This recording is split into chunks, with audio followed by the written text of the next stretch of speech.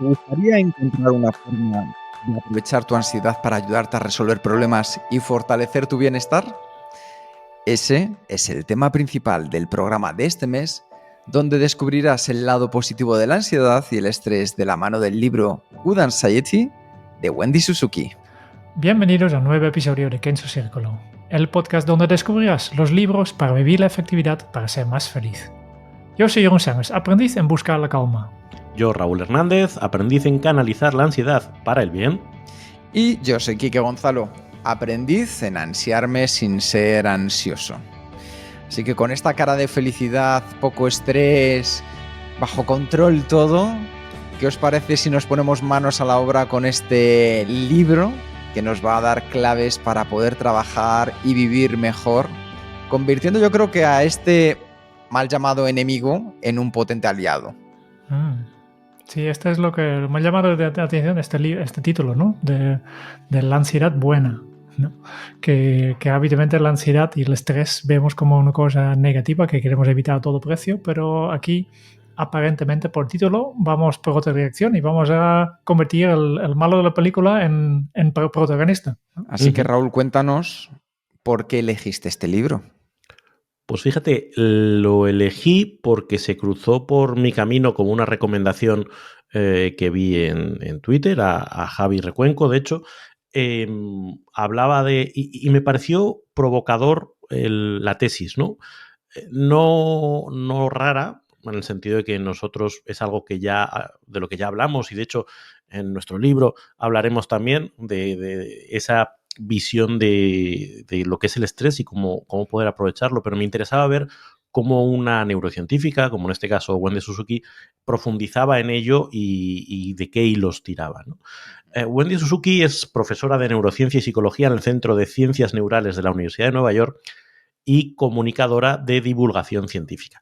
Su interés principal a lo largo de los años ha estado en la plasticidad del cerebro, que es esta visión de que nuestro cerebro no es inmutable, sino que con distintos estímulos es capaz de cambiar, y en la medida que es capaz de cambiar, respuestas automáticas que tenemos y que tendemos a creer que yo soy así y no hay nada más que hacer, pues oye, con el esfuerzo adecuado y con el trabajo adecuado podemos cambiar esas rutinas.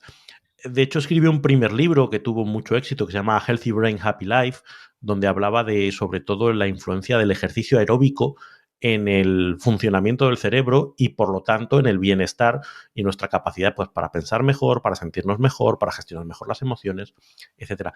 Hasta el punto de que ella misma ha acabado siendo entrenadora o certificada de un tipo de ejercicio que llama Intensati, que al final es una mezcla de artes marciales, baile, yoga, no sé qué. Bueno, pues una mezcla Intensati, marca registrada, para ganar pasta también. Y derivado de esos estudios, pues acabó también trabajando sobre esa visión de la ansiedad, también aplicada a su propia experiencia vital, el cómo aplicar esa neuroplasticidad, esa capacidad del cerebro para cambiar, para gestionar mejor la ansiedad. Y por eso creo que me parecía un libro interesante que puede ayudar a muchas personas que viven con esa visión de que la ansiedad es mala y hay que rehuirla, a reinterpretar la ansiedad y a utilizarla como una fuerza que está dentro de nosotros y que ahora hablaremos, pero puede ser utilizada para el bien o para el mal. Y yo creo que este libro está escrito para personas que les gustaría dar sus primeros pasos o introducirse en conocer el mundo de la ansiedad. ¿Por qué? Por una razón muy sencilla, y es que en este caso Wendy lo que nos está promoviendo con su libro es una parte, yo creo que una parte al principio científica, en la que como buena autoridad nos da un contexto sobre el que vemos que no está hablando por hablar, y luego ya nos empieza a llevar a determinadas estrategias que podemos poner en práctica, estrategias que, como decía Raúl, tienen mucho que ver con el día a día. Un libro americanizado, como siempre, en este caso. ¿Qué significa eso? Pues que hay un nombre que ya está registrado, ya os lo ha contado Raúl, y después ya os anticipamos que hay paja, o sea, es decir, quiero decir que aquí hay más hojas de las que haría falta en este libro. Pero para eso estamos nosotros, porque os queremos hacer la vida fácil, que tengáis un poco menos de ansiedad y que digáis, bueno, pues después de lo que me han contado estos chicos, ¿merece la pena o no comprarme y leer este libro. Así que vamos a comenzar con la ciencia de la ansiedad, esas 150 páginas al principio que nos cuenta qué es la ansiedad. Así que, ¿qué habéis sacado como reflexión qué es la ansiedad? Para mí la ansiedad es tener que coger este libro para avanzar y acabarlo a tiempo. Esto es lo que me provoca la ansiedad, ¿no? A partir de ahora vamos a coger libros todavía más grandes, con más páginas. Panfletos a partir de ahora. No, y tampoco no es tanto la cantidad de páginas, sino es muy denso, ¿no? Y me recuerdo que realmente había días que tenía que esforzarme a leer, ¿no? Esta es la ansiedad, ¿no? No tengo ganas de leer un material. Oye, quiero algo más ligero, ¿no? Pero justamente esa reacción que Jeroen expresa, de hecho, califica como una de las 3 respuestas que Wendy Suzuki explica que están metidas en nuestro, iba a decir nuestro ADN, en nuestro cerebro, pero además no en nuestro cerebro más moderno, más cerebro humano, sino más en nuestro cerebro mono, más reptiliano, más antiguo, ¿no? Que ante un evento inesperado o ante algo que un potencial peligro, o nos preparamos para luchar, o nos preparamos para huir, yo para huir claramente, o nos paralizamos, ¿no? Y eso que dice Jeroen es que esto lo que me provocaba eran ganas de no leer, es la huida, es ante esto que me genera ansiedad, estrategia, huida. Sí, sí. Al final, la definición de ansiedad, que para mí es interesante, porque es la respuesta psicológica y física al estrés, ¿no? Por tanto, el estrés viene de fuera, por tanto, y puede provocar, si supera un umbral, pues ¿no? La ansiedad, ¿no? Depende un poco de eso. Y por tanto, yo siempre pensaba que yo estoy estresado, pero no, el estrés es la situación, es la tensión que provoca algo externo y tu reacción a este estrés es la ansiedad, ¿no? Por tanto, la ansiedad depende solo de ti. Para mí es la lección más importante de aquí, ¿no? Me gusta mucho porque esta parte, como muy bien decíais los dos, trabajamos desde nuestro cerebro mono, esa parte que se encuentra más en el sistema límbico de nuestras emociones y cómo el estrés y la ansiedad son cosas distintas y cómo podemos hacer para llevarlos a nuestra zona de control donde podamos trabajar sobre ellos. Entonces, ahí yo creo que hay un concepto interesante de lo que estabas comentando, Jeroen, y es esa capacidad que sí depende de nosotros y entender que hay otra que es una respuesta innata que llevamos todos incorporada como mecanismo de supervivencia, que es lo que apuntaba Raúl. Sí. Sí, sobre esa base que decíamos de la plasticidad neuronal, la idea que nos transmite es que la respuesta que nos sale de manera natural y que puede estar condicionada por algún factor genético, ¿no? Que hay gente pues, que tenga más tendencia a la lucha, gente que tenga más tendencia a la huida, pero que no necesariamente tiene que ser la respuesta que demos durante toda nuestra vida, sino que a partir de la conciencia y el ir trabajando distintas herramientas y estrategias que en el libro luego nos va desgranando, podemos aprender a, oye, cuando venga esta situación estresante desde fuera, mi primer impulso va a ser esa reacción de ansiedad, pero voy a ser capaz de controlarlo, voy a ser capaz de focalizarlo y voy a ser capaz de usarlo, como decía antes, para el bien. A mí, de hecho, ahora cuando estaba terminando de tomar mis notas, a mí me ha recordado un poco a la fuerza de Star Wars, ¿no? La idea de que es un poder que puede ser utilizado, pues como los Jedi, pues para luchar por la paz, bla, bla, bla, o puedes convertirte en Darth Vader. Y esa ansiedad, esa respuesta innata que hay en nosotros, nos puede llevar por un círculo vicioso de cada vez más huida, cada vez más miedo, cada vez más evitación de estímulos que nos hagan sentirnos mal. O si somos capaces de reconducirla, nos puede ayudar a tener un rendimiento más importante, nos puede ayudar a incrementar a salir de nuestra zona de confort y a aumentar el número de situaciones en las que estamos confortables, que ese es el objetivo de salir de la zona de confort, a tener más creatividad, a enfrentarnos a situaciones sociales y hacer crecer nuestro círculo de confianza, uniéndolo con el capítulo que acabamos de grabar, ¿no? Es decir, que la misma reacción la podemos llevar por el camino de la perdición o por el camino de la salvación. Eso sí, que tenemos una tendencia a la negatividad. Y simplemente otra vez es para sobrevivir, ¿no? Para que anteriormente los humanos podían sobrevivir, pues tenía que estar muy atento a todo lo que podía ir malo, ¿no? Y por eso hemos aprendido a priorizar todas las emociones negativas sobre las positivas. Pero al final, la ansiedad puede ser una mezcla de emociones positivas y negativas. Esta es la parte más importante, ¿no? Y podemos elegir, pero siempre hay este sesgo a la negatividad. Y esto es lo primero que creo que tenemos que ser conscientes de este hecho y elegirlos bien y mirar si podemos regular nuestras emociones, porque es posible regular nuestras emociones, ¿no?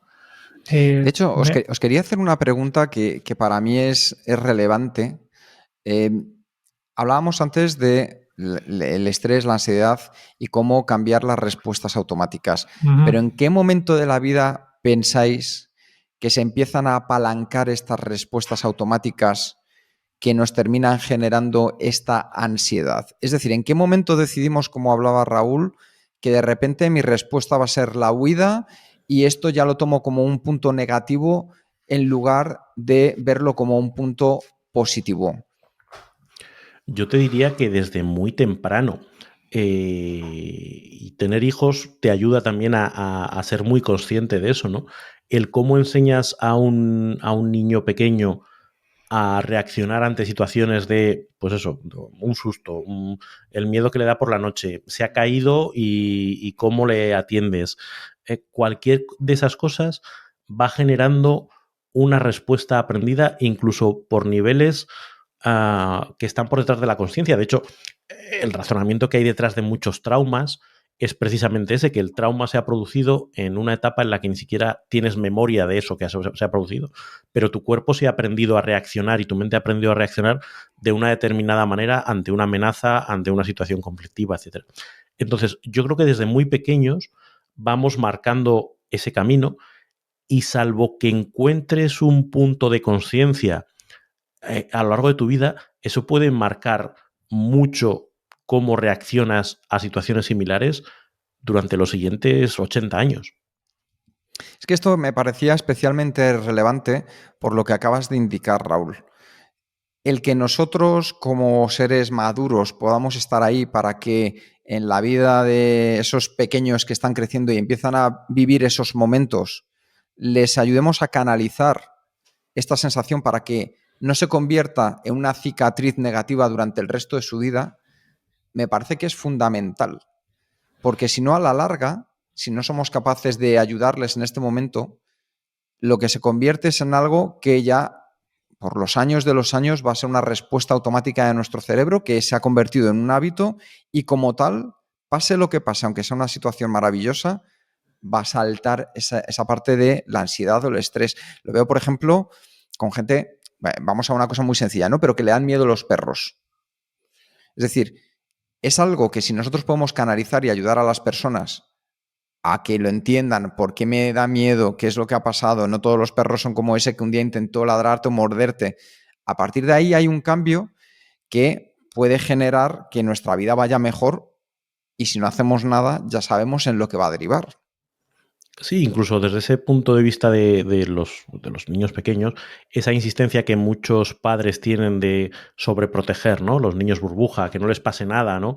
Evitarles situaciones de estrés, deriva en que luego cuando la vida viene como viene y se genera el estrés que se genera, no hayas aprendido a gestionarlo. Y de hecho, yo creo que una de las enseñanzas interesantes que trae el libro es esa visión de que la tolerancia o la resiliencia, la capacidad de gestionar situaciones estresantes y de aprender a convivir con esa ansiedad y redirigirla, es un músculo que se entrena. Entonces, si tú desde el principio lo que haces es evitar esas situaciones de entrenamiento, no vas a tener la capacidad luego para gestionarlo. Lo que motiva este libro es precisamente a irse exponiendo poco a poco a situaciones de estrés, a situaciones que te generan ansiedad, hacerlo de manera consciente y a partir de decir, venga, ¿cómo? Porque cada pasito que das te capacita más para enfrentarte a situaciones cada vez más complejas. Yo creo que este punto es muy importante. O sea, a mí por lo menos así me lo parece. Claro, claro. Había una parte que yo me había apuntado en este sentido. Mucho del trabajo que hace Suzuki en el libro tiene que ver con ese resignificar la ansiedad. ya desde el propio título, ¿no? No decir la ansiedad es el enemigo a evitar, no ir hacia la expectativa de que la ansiedad es algo de lo que debemos huir, sino al contrario, tenemos que tomarla, saber que va a existir y a partir de ahí canalizarla para que sea algo positivo. Y en ese sentido me recordaba también a la terapia de aceptación y compromiso, algo de lo que hablábamos cuando comentábamos el libro de La trampa de la felicidad. Esa capacidad de aceptar las sensaciones negativas que te genera la ansiedad, ¿no? De, oye, noto como el hiperfoco, noto como mi cuerpo reacciona y deja de hacer la digestión y manda la sangre a otros sitios para que sea capaz de... Todos esos elementos no son necesariamente agradables de sentir. Lo que nos dices, tienes que aprender a dejar pasar esas sensaciones, a experimentarlas y luego hacer lo que debes hacer. Hacer lo que has venido a hacer. Yo creo que esa es una parte también significativa del libro. Sí. Hablando de la resiliencia que has mencionado antes, que es una parte muy importante, yo creo que de este libro, de crear esta resiliencia, ¿no? De ser cómodo con un poco de estrés, de sentir cómodo con esto. Y este es algo que se puede aprender, ¿no? Y va en diferentes fases, ¿no? Hay diferentes niveles también. Primero, obviamente, ya hemos visto la fase más primaria, que es el de luchar, huir o quedar paralizado. Pero después hay otra fase más que es más cognitivo, que es más lenta, más larga y que está gestionada por la cortisol, ¿no? Y esta es la parte que podemos dominar. Podemos esforzarnos a exponernos un poco de estrés para así crear esta resiliencia, ¿no? Y lo podemos hacer en diferentes niveles, ¿no? Y se nota que las personas más resilientes pues tienen una serie de características que son personas que realmente que salen de su zona de confort, pero además son personas optimistas, que tienen una flexibilidad cognitiva, que están reevaluando las opciones, que tienen apoyo social, que tienen un sentido de humor, que hacen ejercicio físico, que son altruistas y también hacen mindfulness, ¿no? Estas son un poco las personas de las características de estas personas. Y yo creo que es fácil, todo el mundo podemos ser un poco más optimistas, un poco más flexibles, utilizar nuestro sentido de humor, hacer ejercicio. Por tanto, crear esta resiliencia está en las manos de todos, que es simplemente lanzarte poquito a poco, no de golpe, ¿no? Y utilizar tu conciencia para aprender un poco de evitar esta respuesta de huir o luchar, ¿no? Simplemente en pequeños casos que puedes hacer con pequeños factores estresantes diarios, pues si es una cosa que pasa cada día en pequeñas dosis, pues no debería causar ansiedad. El bling de tu correo electrónico ya no debería causar ansiedad porque ya sabes de qué va, ¿no? Después habrá seguramente algunos momentos que tienes un poco más de estrés, un poco más grande, que es simplemente una notificación de correo porque, no sé, no llegas a la hora para entregar tu documento, ¿no? Genera más estrés, más alerta en tu cuerpo, ¿no? Pero también se puede solucionar durante un pequeño tiempo. Lo que tienes que evitar efectivamente es vivir siempre en este estado alto de ansiedad, ¿no? Pues esto es cuando estás sometido a adversidades continuas y prolongadas, sin tener soporte ni nada. Entonces ya entras en la parte tóxica. Pero mientras tienes un poco de estrés cada día, un poco más estrés de vez en cuando, pues no pasa nada. Así que estás creando la resiliencia. Simplemente exponiéndote a estas situaciones. A mí hay una parte que me gusta del libro, que es lo que tú decías, Jenún, que ofrece rasgos o ofrece estrategias, palancas que todos podemos activar para ponernos en mejor situación para hacer esto que estamos diciendo. Oye, si tú haces ejercicio físico, eso te va a estar a tener en mejores condiciones. Si tú haces mindfulness, vas a estar en mejores condiciones para hacer esto. Si tú haces pensamiento de gratitud, vas a conseguir compasión, vas a conseguir esto. Es decir, que son palancas que todos tenemos a nuestra disposición, con lo cual no es esto lo tienes que hacer a pura voluntad, sino que puedes trabajar esos comportamientos muy basiquitos en el día a día, meterlos en tus rutinas de inicio del día o de final del día, y eso te va a ir creando la capacidad de gestionar mejor todas estas situaciones.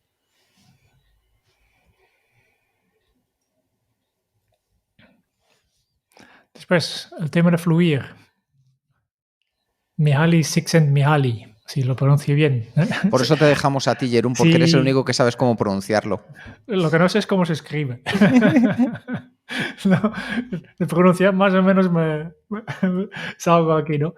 Fluir es que hemos hablado muchas veces de este estado, ¿no? Es un estado que estás profundamente comprometido con lo que estás haciendo, donde necesitas un alto nivel de habilidad y rendimiento que después viene acompañado por un estado mental aparentemente relajado, casi sin esfuerzo, ¿no? Y es este momento en que pierdes todo el sentido del tiempo, ¿no? No sabes si has estado media hora o 2 horas.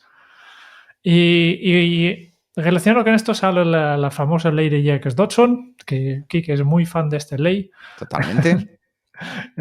Que básicamente indica que cuando incrementa un poco la dificultad de la tarea, pues al principio pues no estás muy motivado, ¿no? Es un poco tu motivación o tu rendimiento, ¿no? Va creciendo cuando vas incrementando la complejidad de la tarea que tienes que hacer. Hasta un punto que estás un poco en tu punto en que justo sabes que si te esfuerzas puedes hacerlo, pero si pasas este nivel ya ves casi imposible de hacerlo y entonces baja tu rendimiento y baja tu motivación, ¿no? Por tanto, hay un nivel óptimo de estimulación y la ansiedad resultante maximiza tu rendimiento. Aquí tienes que hacer, ¿no? Por tanto, estamos buscando un nivel de ansiedad óptimo, que sin nada de ansiedad, pues tampoco estoy motivado, porque de estas dos cosas van mano a mano, y con demasiada ansiedad, pues obviamente tampoco estoy motivado. Pero entre medio hay un punto que veo que hay un poco de ansiedad, que es más una tensión que me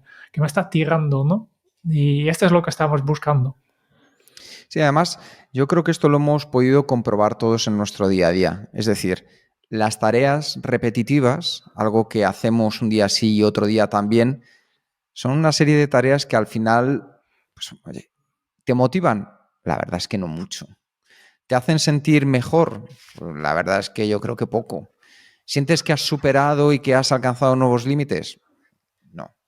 Es donde vamos haciendo crecer ese punto de reto, de confianza en nosotros mismos, de crecimiento personal, y siempre para eso es como crecer. Cuando estás creciendo, tus huesos tienen que ir abriendo, se tienen que ir expandiendo, y eso, en cierto modo, significa un poco de estrés, un poco de no sentirnos cómodos. Eso sí, siempre y cuando ese estrés no se nos desborde. Probablemente, si volvemos al episodio en el que hablábamos del proyecto de nuestro libro, pues nuestro libro se podía haber convertido en algo, un reto tan grande que no lo hubiéramos superado jamás porque no hubiéramos sabido cómo abordarlo y entonces el estrés nos hubiera ganado esta partida, o como hicimos, lo mantuvimos en un nivel en el que el estrés se convirtió en nuestro aliado para ayudarnos a dar un puntito más, en pensar que sí que llegaríamos y en hacer algo que nunca antes habíamos hecho. Y ahí es donde está la ley de Jerkes-Dodson, que yo creo que es muy importante para nosotros saber que ese estrés positivo es lo que se denomina como eustrés.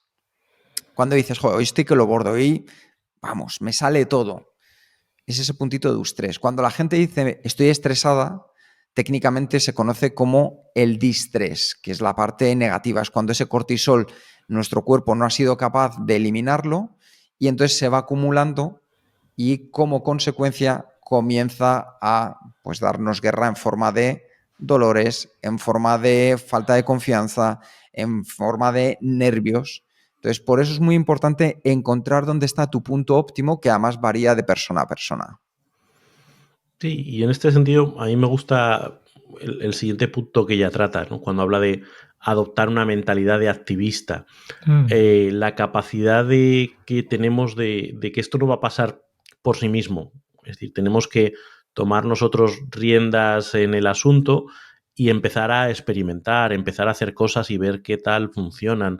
Asumir que quedándonos sentados no vamos a encontrar ese nivel óptimo de ansiedad, ni vamos a ser capaces de gestionar con resiliencia nuestra ansiedad, sino que tenemos que ir probando, tenemos que ir, ¿cómo decir?, erigirnos en defensores de nosotros mismos y, en cierta medida, obligarnos a hacer cosas para poder avanzar, ¿no? Y con esa mentalidad experimental que también nosotros defendemos siempre, de ver lo que te funciona a ti, de ver lo que es útil para ti. Ella menciona de manera expresa a Carol Dweck y su mentalidad de crecimiento y lo importante que es para entenderlo como, oye, que la vida es una sucesión de retos y está bien que así sea, que no es que haya cosas que se te den bien y cosas que se te den mal y que puedes aspirar a una situación de plenitud donde todo se te dé bien y no haya conflictos, ¿no? La vida es conflicto y hay situaciones en las que vas a tener que currar para sobreponerte a esos conflictos y para ir creciendo, ¿no? Yo creo que desde esa visión cambia bastante esa relación con la ansiedad. No es algo que a evitar, no es algo que podamos llegar un día en el que ya no tengamos ansiedad, sino que lo que hacemos es ir cambiando las cosas que nos generan ansiedad e ir haciendo que las cosas que no nos generan ansiedad cada vez sean más, pero nos tendremos que seguir enfrentando a retos sí o sí. Y luego pasamos a la productividad. Yo pensaba que ese es mi tema favorito. ¿Y qué te ibas a encontrar ahí, eh? Y hemos vuelto aquí un rollo sobre cómo funciona el cerebro con diferentes centros y hormonas y sustancias y no he entendido nada de esto. Pero no, nada tampoco. Lo importante que he entendido ahí es que tenemos esta función ejecutiva en nuestra mente, que es muy importante, que es básicamente la parte que nos facilita la capacidad de pensar antes de actuar. Que paramos un poco esta reacción primaria de huir y luchar. Y esta función ejecutiva es la parte productiva, que también provoca pues esto, aquí está la flexibilidad cognitiva, por ejemplo, la capacidad de cambiar de una tarea a otra cuando el objetivo o las circunstancias cambian, porque al final nuestra mente siempre todo el rato está en modo de reprocesamiento iterativo. Por lo tanto, yo tengo un plan y este es lo que tal vez de forma consciente no lo hacemos, pero inconsciente en nuestra mente ya funciona así, ¿no? La mente se autoactualiza continuamente con información nueva. Y esta hace la función ejecutiva.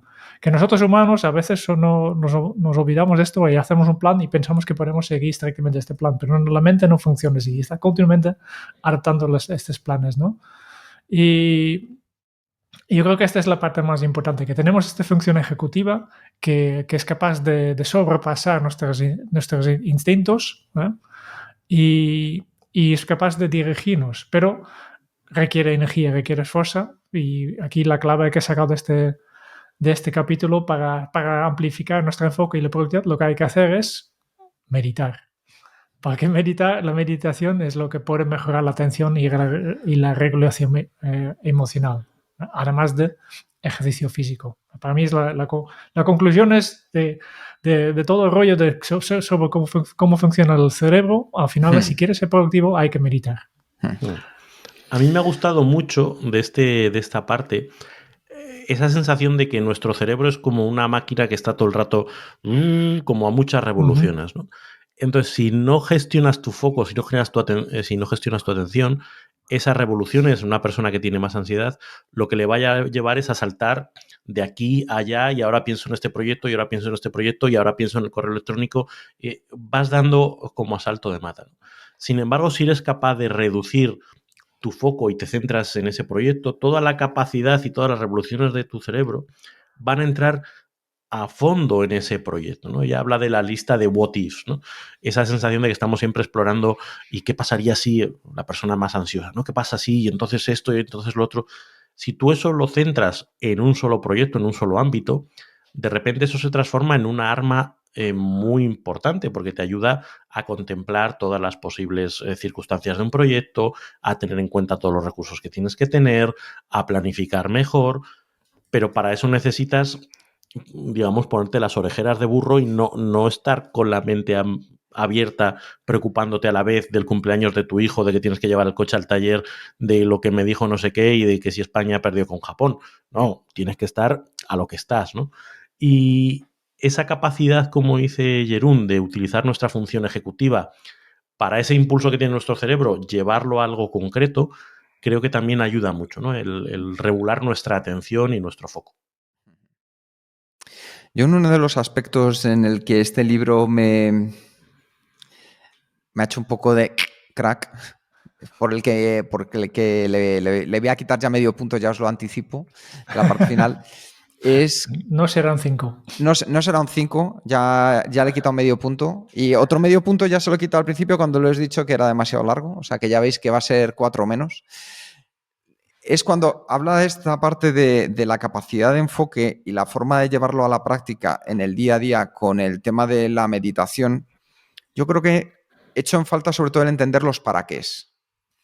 Entiendo muy bien los porqués, que es lo que estaba hablando ahora mismo Raúl, que es el easy. Porque además en los easys de la vida, y yo creo que esto es una de las cosas que no he encontrado en este libro, no tornamos a los easys que sí los hicimos bien y nos preguntamos, joder, si esto no lo hubiera hecho así, qué mal me hubiera ido la vida.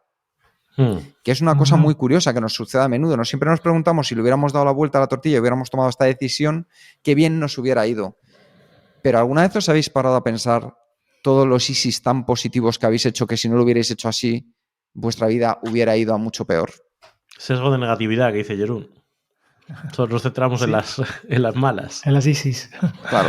Entonces, ese punto yo creo que es muy importante también darse cuenta, como en la parte que nos va a ir Wendy contando de cosas que nos ayudan a calmar esa ansiedad.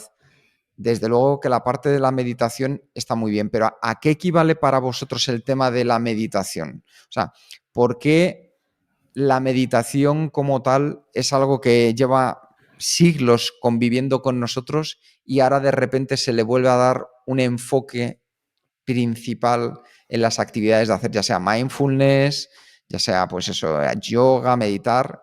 ¿Por qué creéis que pasa este punto? Yo creo que tiene que ver con ese esfuerzo y que podemos llevar a ¿cómo es? John Kabat-Zinn, nunca me acuerdo cómo es el nombre exacto, que es el que ha popularizado la terapia de gestión del estrés a través de la meditación. Y todos los esfuerzos de medir el impacto, ahora que tenemos herramientas, neurológico de la meditación.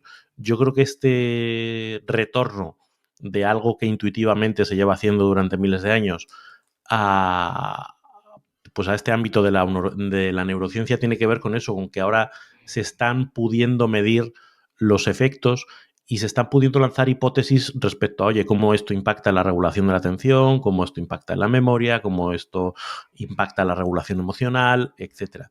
Creo que todavía estamos un poquito en los momentos iniciales y de todo como de toda la neurociencia en realidad, ¿no? Y quizás a lo mejor nos hemos lanzado mucho a prescribir meditación para todo, cuando, oye, pues seguramente sea una herramienta que esté bien y yo la practico y fenomenal, pero bueno, todavía nos falta entender bien cuáles son los mecanismos que contribuyen a que luego pues todos esos efectos se produzcan, ¿no?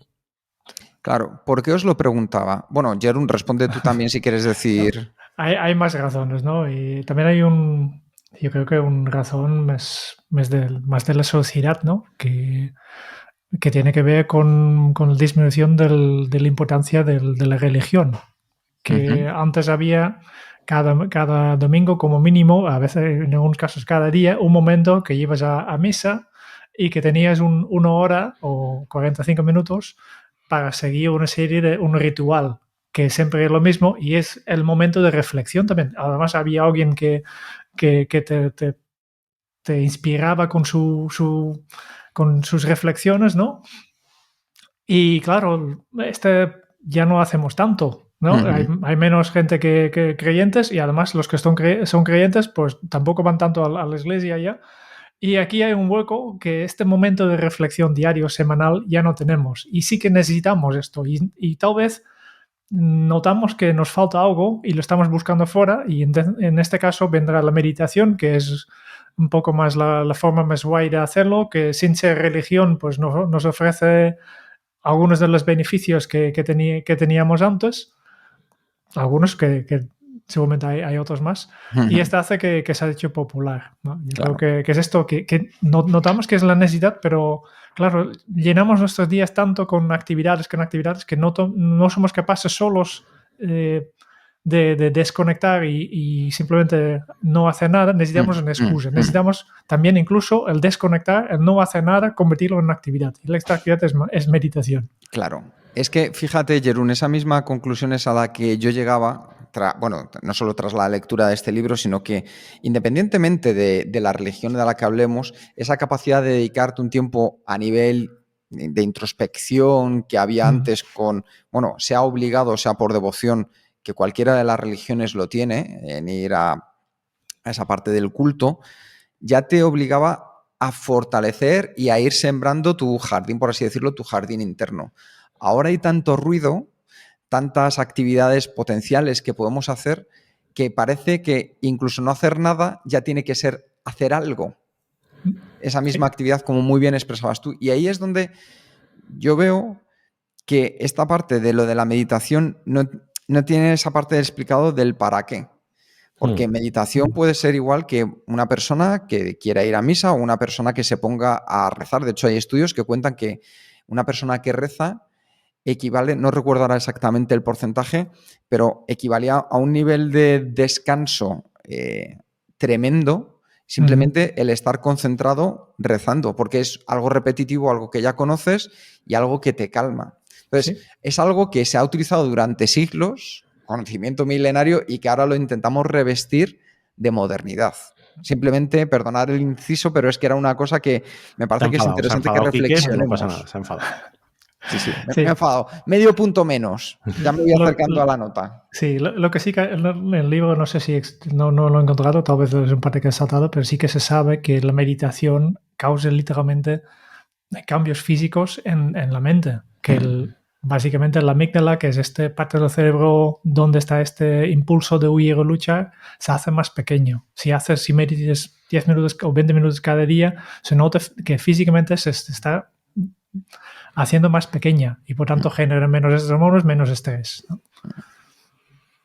Que al final todo se juega como se entrena. Luego hay un par de capítulos, todavía el que tiene que ver con la ansiedad social me parece interesante, aunque vuelve un poco a lo mismo. Es, oye, socializar con otras personas es un antídoto contra la ansiedad. Entonces, si tienes ansiedad social, tienes que luchar contra ese primer impulso, que es el de retraerte de la sociedad y seguir socializando, porque eso progresivamente te va a meter en un círculo virtuoso donde eso te va a reforzar. Mientras que si lo que haces es evadirte, aislarte, etcétera, etcétera, pues te va a costar más y va a afectar a tu capacidad de resolver de una manera productiva situaciones de ansiedad. De ese punto me gustó la parte que tiene que ver con encontrar escenarios donde puedas hacer eso sin necesidad.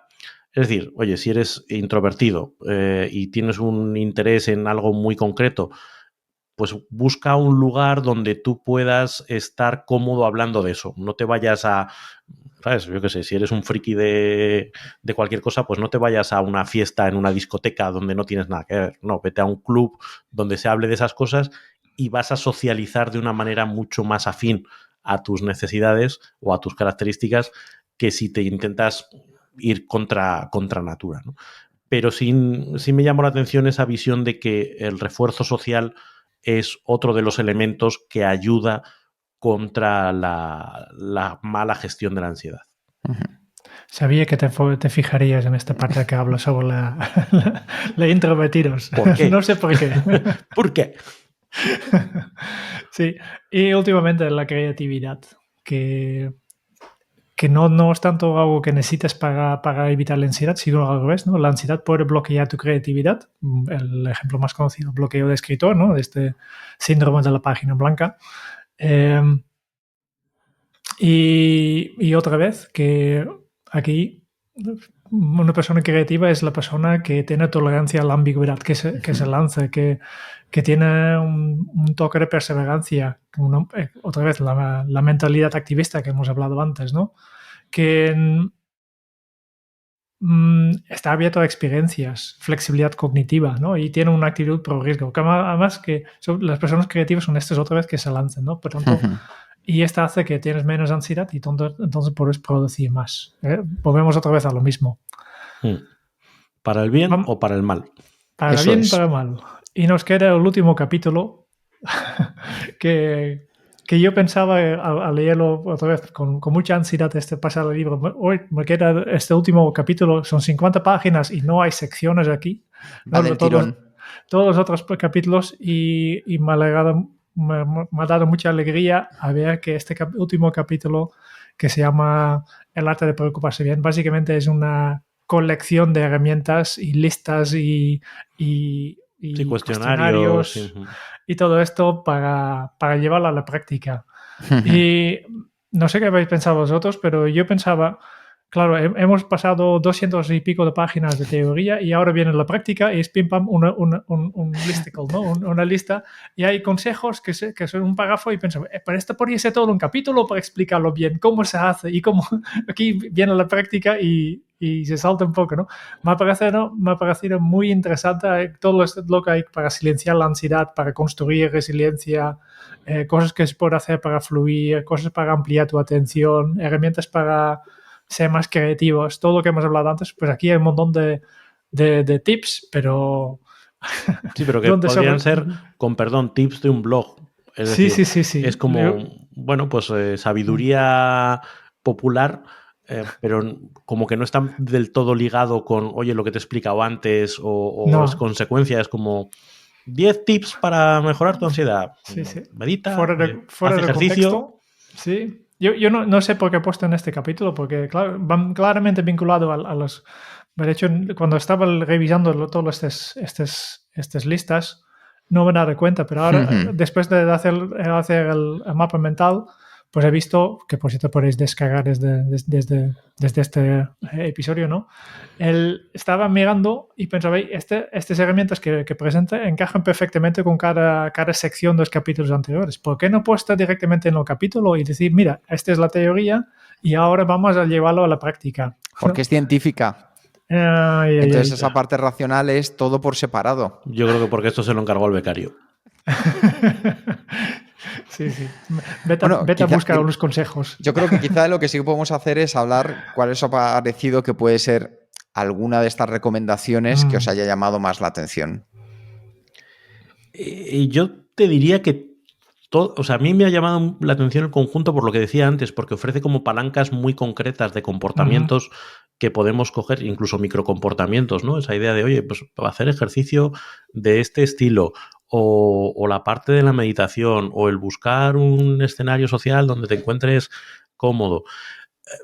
No sé, no destacaría ninguno en particular, sino la propia colección, ¿no? Me ha gustado también esa parte de auditoría de la ansiedad, ¿no? El ayudarte a reflexionar qué situaciones te generan ansiedad, cómo se manifiesta la ansiedad en ti, cuáles son tus reacciones habituales ante la ansiedad. Creo que ese ejercicio de autoconocimiento me gusta, que es una forma muy tangible y muy concreta de analizarte, ¿no? Quizás diría más eso, más que las prácticas concretas. Sí, yo tampoco sabía destacar nada de este... O sea, es como que el conjunto está bien, pero no veo una que destaque más que las otras. Yo creo que lo hacía un poco a modo de crítica, porque creo que la parte interesante de esto está más en la auditoría, es decir, en la parte de los cuestionarios y las preguntas para que tú seas consciente, porque después a mí, mi sensación es que ha sido un poco un totum revolutum en la parte final de las estrategias prácticas. ¿Tú sabes el programa este de Pesadilla en la cocina de Chicote?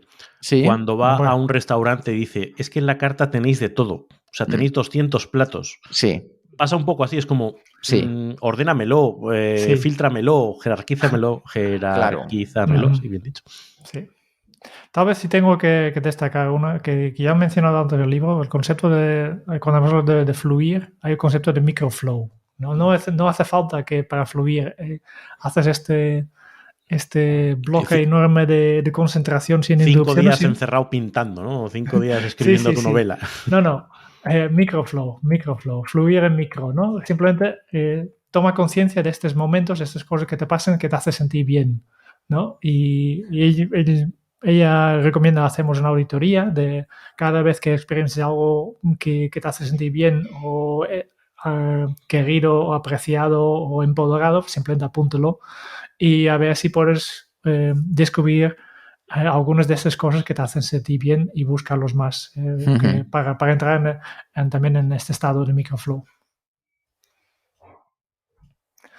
Y con esto yo creo que vamos a resumirlo. Raúl, ¿Cómo resumir este libro?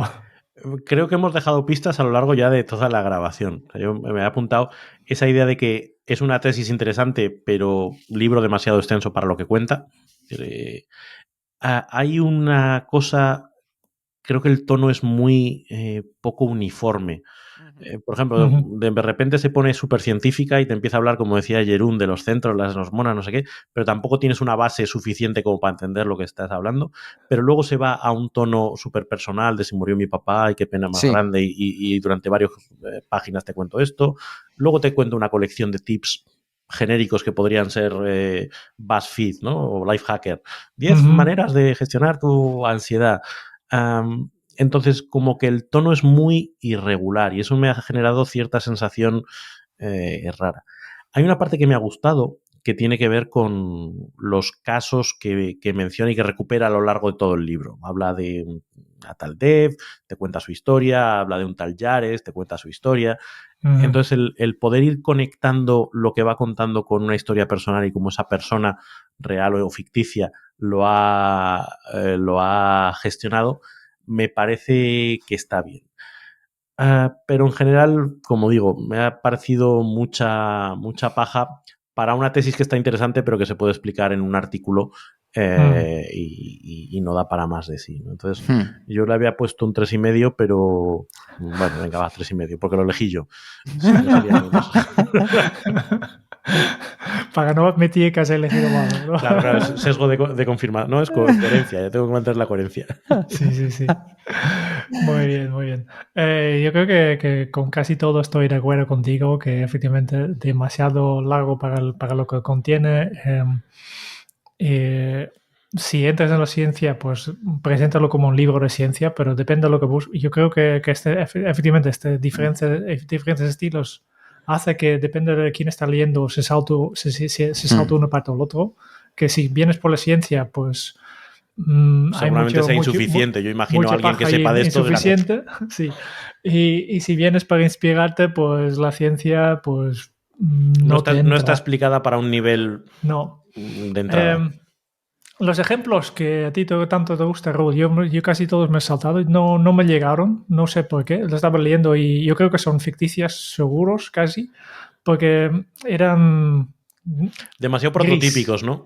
Es como gris, sí, no despertaba ninguna emoción en mí, ni explicaba realmente lo que está pasando, pues no. Yo he leído los primeros y después he ido saltándolos y mira, este no. Jared no me interesas. No, Jared no me interesa ni la Dev. Sus propias experiencias sí, pero había pocos. Y también muy, muy extremos también, ¿no? En total, pues un libro que sí, que si quieres saber todo sobre la ansiedad, yo creo que es el mejor libro que conozco hasta ahora, pero no sé si alguien realmente debería querer saber tanto sobre la ansiedad. Hay un punto que a mí es decir, no habla, creo, de la ansiedad desde un punto de vista patológico. Es decir, para las personas que tienen ansiedad crónica creo que se les queda insuficiente. Creo que habla más de esa ansiedad de todos los días, cotidiana, que todos podemos sentir. Sí. Y a lo mejor puede ser decepcionante para personas que busquen solución a una crisis, a unas personas que tienen crisis de ansiedad o que tienen trastorno de ansiedad generalizada, ¿no?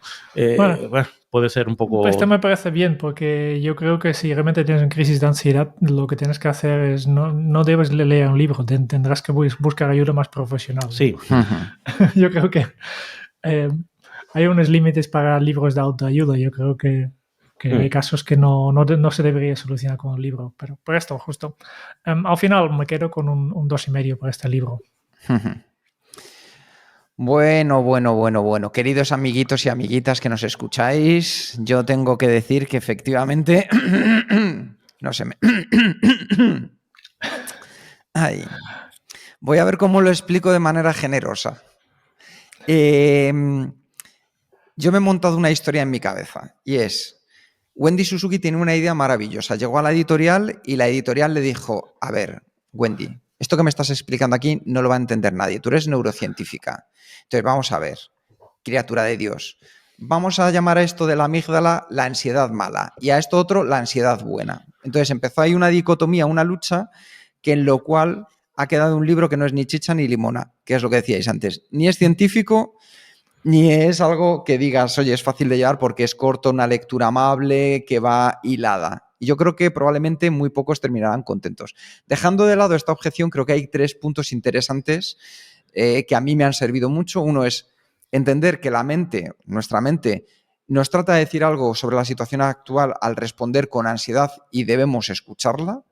Eso, desde luego, el no dejar pasar por alto este tipo de respuestas que nos está dando nuestro propio cuerpo humano antes de llegar a más. Segundo, que el sueño y el ejercicio, es decir, el descanso y la actividad física, son claves básicas para incrementar nuestro bienestar y debemos priorizarlo, que es una cosa que lo explica bastante bien y creo que es fundamental un aspecto tan básico como el descanso y la actividad física. Y tercero, que los pensamientos en espiral, cuando entramos ahí en esa rueda de la que nos cuesta salir de la ansiedad, los podemos entrenar con la práctica. Es decir, aunque sea algo, como hemos visto al principio, que nos empieza a pasar desde pequeños, podemos ayudarnos ya a nuestros hijos a que puedan saber cómo trabajar y nosotros también podemos trabajarlo. Así que yo me voy a quedar entre medias, le voy a dar un 3. Muy bien. Y la gran pregunta, ¿qué vamos a leer el mes que viene? Uno bueno, Quique, pues, por favor. Quiero... ¿El qué? Que sea breve. Uno bueno, por favor. Uno bueno, yo creo que sí, venga, uno bueno. Jerún, yo sé que tú vas a saber por dónde voy, pero mi lado verde me hace que os diga que podéis elegir. ¿Qué preferís elegir? ¿Ego o preferís elegir obstáculo? Yo el enemigo. ¿El enemigo? Pues venga. Tú... Venga, Raúl, también el enemigo. El enemigo. Porque vosotros sabéis de lo que estáis hablando, yo no. ¿Cómo que no sabes de qué estamos hablando? Seguro que sabes de qué estamos hablando. A ver. Estamos hablando de 2 libros de Ryan Holiday. Uno era El ego es el enemigo y el otro El obstáculo es el camino. O sea, como veis, hay combinaciones que funcionaban.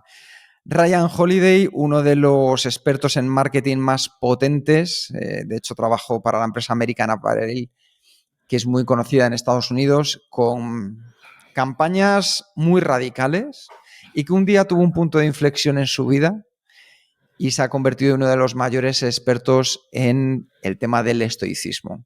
Estos 2 son sus libros más conocidos, El ego es el enemigo y El obstáculo es el camino, así que por votación unánime en Kenso, el próximo libro va a ser El ego es el enemigo de Ryan Holiday.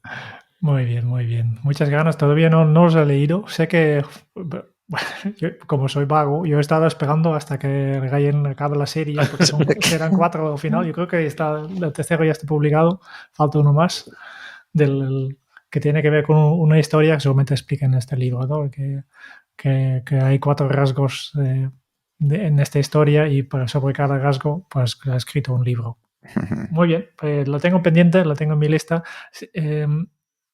Espero mucho de Ryan Holiday porque sé que es una persona que lee mucho, que estudia mucho, tiene justo últimamente estaba pensando un poco de qué tengo que hacer con toda esta información e ideas que sacamos de los libros, ¿no? El famoso Zettelkasten, pues Ryan Holiday también es una de... Lo hacen en papel, trabajan con tarjetas y he visto unas fotos con su sistema, cómo tiene montado y de unido. Está muy bien documentado, como mínimo. Es decir, y yo que sé también de sus artículos como mínimo, sus libros, ¿no? Que escribe muy bien. Por tanto, altas expectativas. Pues vamos a ver qué nos dice. Y con todo esto, ya sabéis, nos vamos despidiendo. Y nos despedimos con un nuevo hábito Kenso. Esta vez yo tengo que decir que me ha costado un poco. Pero yo diría algo así, que no te preocupes, está en tus manos, escucha a tu ansiedad. Chao. Hasta el mes que viene, chicos.